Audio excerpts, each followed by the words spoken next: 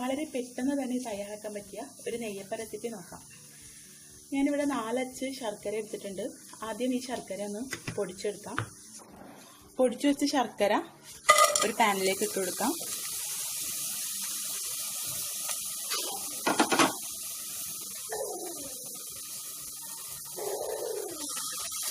ഇതിലേക്ക് 1/2 കപ്പ് വെള്ളം ചേർക്കാം.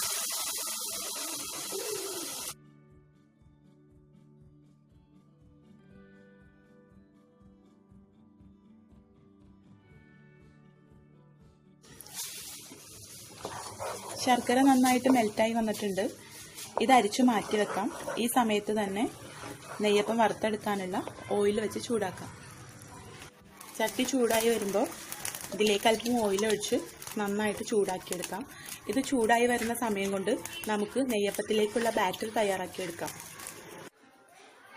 ഒരു പാത്രത്തിലേക്ക് 1/2 കപ്പ് മൈദ ചേർക്കാം.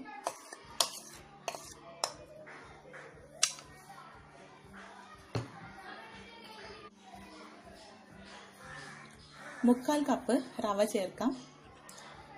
വറുത്ത റവയെന്നല്ല, സാധാരണ റവ.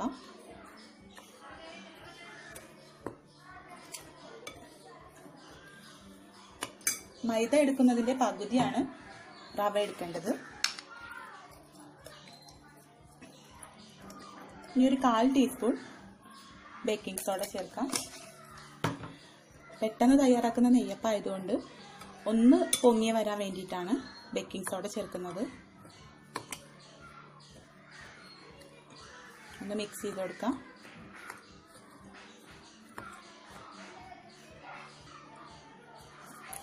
ഇതിലേക്ക് അല്പം ഉപ്പ് ചേർക്കാം.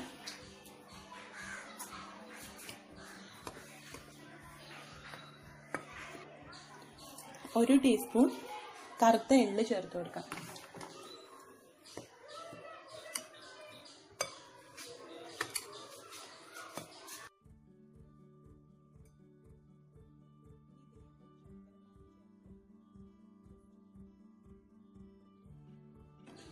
ഇനി ഇതിലേക്ക് ശർക്കര പാനി ചേർത്ത് നന്നായിട്ട് മിക്സ് ചെയ്ത് കൊടുക്കാം.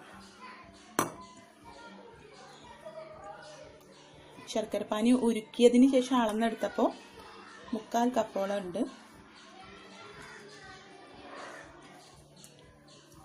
ശർക്കര പാനിയുടെ ബാക്കി നമുക്ക് വെള്ളം ചേർത്ത് ലൂസാക്കി എടുക്കണം.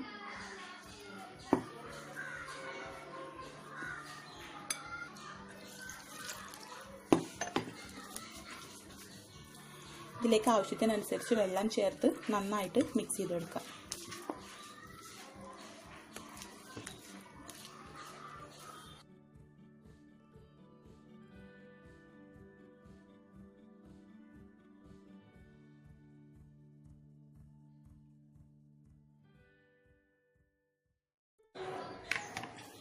നമ്മുടെ ബാറ്റർ റെഡിയായി വന്നിട്ടുണ്ട്. ഇതിലേക്ക് ഇപ്പോൾ ഇതുവരെ 1/2 കപ്പ് വെള്ളമാണ് ചേർത്തത്. എണ്ണയിലേക്ക് നമുക്കിങ്ങനെ കോരി ഒഴിക്കാൻ കഴിയണം. അതാണ് ബാറ്ററിൻ്റെ പരുവം. പിന്നെ റവ ആയതുകൊണ്ട് നമ്മൾ ഓരോ നെയ്യപ്പായിട്ടാണ് തയ്യാറാക്കി എടുക്കുന്നത്. അപ്പോൾ റവ ആയതുകൊണ്ട് ഇതിങ്ങനെ തിക്കായി വരും ബാറ്റർ. അപ്പോൾ അതിനനുസരിച്ച് ഒന്ന് ലൂസാക്കി കൊടുക്കണം. നമുക്ക് നെയ്യപ്പം ചുട്ടെടുക്കാം. എണ്ണ നന്നായിട്ട് ചൂടായി വന്നിട്ടുണ്ട്. ഇതിലേക്ക് ഓരോ തവി ബാറ്റർ ഒഴിച്ച് നെയ്യപ്പം തയ്യാറാക്കാം.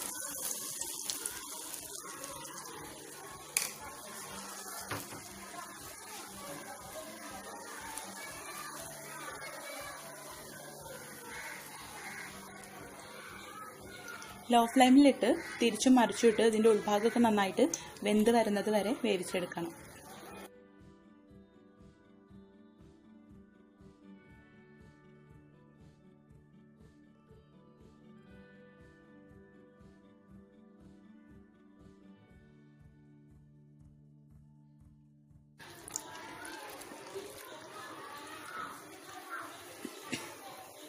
നെയ്യപ്പത്തിൻ്റെ 2 സൈഡും റെഡിയായി വന്നിട്ടുണ്ട്. നമുക്കത് കോരിയെടുക്കാം. ഇതുപോലെ ബാക്കിയുള്ള നെയ്യപ്പം തയ്യാറാക്കിയെടുക്കാം.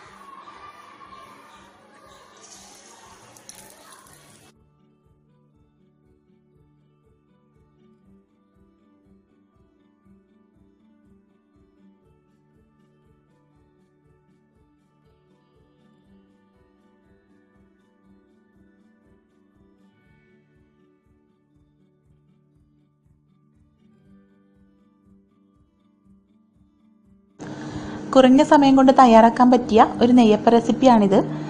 നിങ്ങളിത് ട്രൈ ചെയ്ത് നോക്കുക. നിങ്ങൾക്ക് എന്തായാലും ഇഷ്ടപ്പെടും. കാരണം ഇത് നമ്മൾ സാധാരണ പച്ചരി കൊണ്ട് തയ്യാറാക്കുന്ന നെയ്യപ്പത്തിൻ്റെ അതേ ടേസ്റ്റ് തന്നെയാണ്. ട്രൈ ചെയ്ത് നോക്കിയിട്ട് അഭിപ്രായം അറിയിക്കുക. താങ്ക്